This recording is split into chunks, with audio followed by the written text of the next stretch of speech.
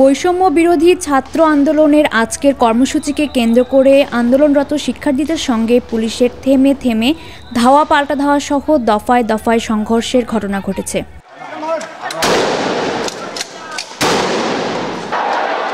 এ আন্দোলনকে কেন্দ্র করে আজ বগুড়ার সাতমাথা ছিল ভিন্ন এক রূপে।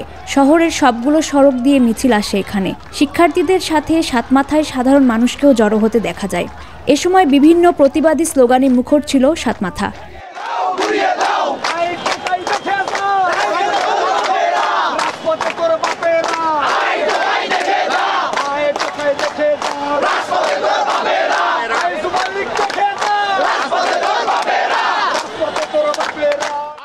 বেলা 2:30 পর্যন্ত শহরের সাতমাথায় যান চলাচল স্বাভাবিক থাকলেও এরপর মিছিল নিয়ে সাতমাথায় আন্দোলনকারী শিক্ষার্থীরা জড়ো হতে থাকেন।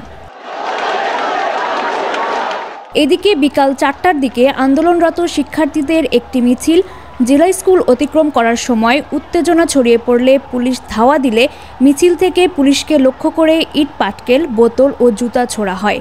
পুলিশ কয়েক রাউন্ড টিয়ার শেল ছুড়লে শিক্ষার্থীরা পাল্টা ইট পাটকেল ছোড়েন। আমরা ছাত্র আন্দোলনে নামছিলাম, আমাদের ওপর টিয়ার শেল নিক্ষেপ করছে, আমাদেরকে অনেকজন আহত হয়েছে। আমরা এর বিচার চাই, সরকারের কাছে আমাদের এর বিচার চাই।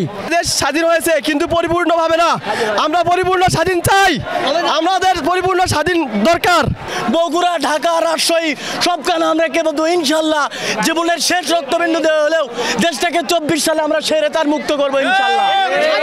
শেখ হাসিনার পদত্যাগ চাচ্ছি আমরা। আমাদের বাচ্চাগুলো এই আন্দোলনে একাত্মতা ঘোষণা করুক, একটা যুদ্ধ সফল হোক, আর যুদ্ধ করা শিখুক, আন্দোলন করা শিখুক, নিজের দাবি আদায় করা শিখুক। এ সময় মিছিলের একাংশ সার্কিট হাউস মোড় অতিক্রম করার সময় পুলিশ প্লাজার সামনে পুলিশের সাজোয়াজান লক্ষ্য করে মিছিলকারীরা ইট পাটকেল ছোড়েন। এ সময় পুলিশ টিয়ারশেল, সাউন্ড গ্রেনেড এবং রাবার বুলেট নিক্ষেপ করে। পরে দুই পক্ষের মধ্যে সংঘর্ষ বাধে। সংঘর্ষে বেশ কয়েকজন শিক্ষার্থী আহত হন। অন্যদিকে আন্দোলনকারীদের হামলায় কয়েকজন সাংবাদিক আহত এবং লাঞ্ছিত হয়েছেন।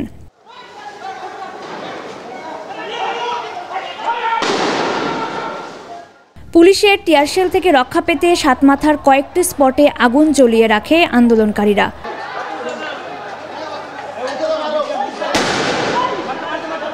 পরে সংঘর্ষ ছড়িয়ে পড়ে জলেশ্বরীতলা, থানা মোড় ও সাতমাথা সহ গোটা শহরে। জলেশ্বরীতলার দিক থেকে আন্দোলনকারীরা আসার সময় পুলিশ বাধা দেয়। একসময় বিক্ষোভকারীরা বগুড়া সার্কিট হাউসের মেইন গেটের কাজ ভেঙে ফেলে। পুলিশ তাদের হঠাতে জলেশ্বরীতলায় রাবার বুলেট ছোড়ে। এতে পুরো শহর জুড়ে আতঙ্ক ছড়িয়ে পড়ে এবং বন্ধ হয়ে যায় দোকানপাট।